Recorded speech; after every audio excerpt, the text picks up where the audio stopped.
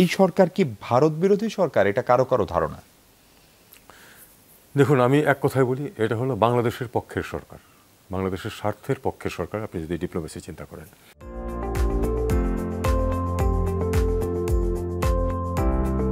ভারত বিরোধিতা অবশ্যই এই সরকারের কাজ না। আমরা যেটা বলেছি যে ভারতের সাথে আমরা ভালো সম্পর্ক চাই, তবে সেটা সার্বভৌম সমতা এবং পারস্পরিক শ্রদ্ধার ভিত্তিতে হতে হবে।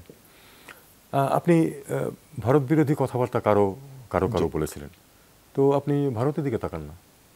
এমনকি যখন স্বর্ণযুগ ছিল বলা হতো দুই সরকারের মধ্যে দেশের মধ্যে, সোনালী অধ্যায়, কারণ সাধারণ মানুষের মধ্যে এই অনুভূতিটা সঞ্চারণ হয়নি। কারণ আমি তখন সাধারণ মানুষের কাতারে ছিলাম, আমি তাদের রিয়াকশন জানি।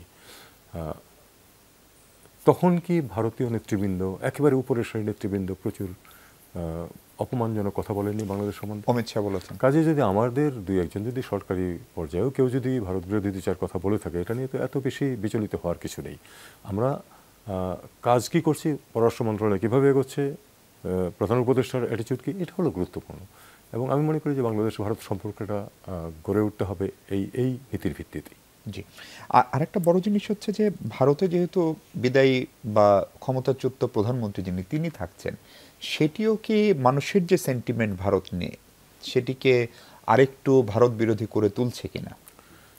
এটা তো আমার চেয়ে আপনারা বেটার জাজ হতে পারবেন, কারণ আপনাদের তো সাধারণ মানুষের অনুভূতির সাথে নিশ্চয়ই পরিচয় আছে। সেটা নিয়ে আমি কোনো কমেন্ট করতে চাই না। উনি যখন প্রথম গেলেন তখন তো এ নিয়ে আপনি জানেন যে জয়শঙ্কর সাহেব একটা বিবৃতিও দিয়েছিলেন তাদের পার্লামেন্টে। কাজে সেটাই অবস্থা ছিল যে উনি খুব স্বল্প সময়ের নোটিসে তাকে এখানে আসতে দেওয়া হয়েছে।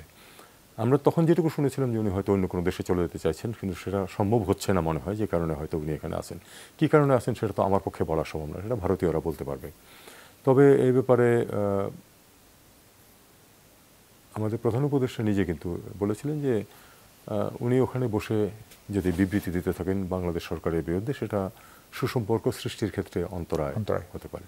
আমরা মনে করি যে সেটাই করা উচিত। আমিও চাইবো যে ভারত তাকে আশ্রয় দিয়েছে, সেটা হলো ভারতের ব্যাপার, কিন্তু তিনি ওখানে বসে যেন বাংলাদেশ বিরোধী বক্তব্য রাখতে না পারে, বাংলাদেশ সরকারের বিরোধী কোনো বক্তব্য না রাখেন। এটা যদি তারা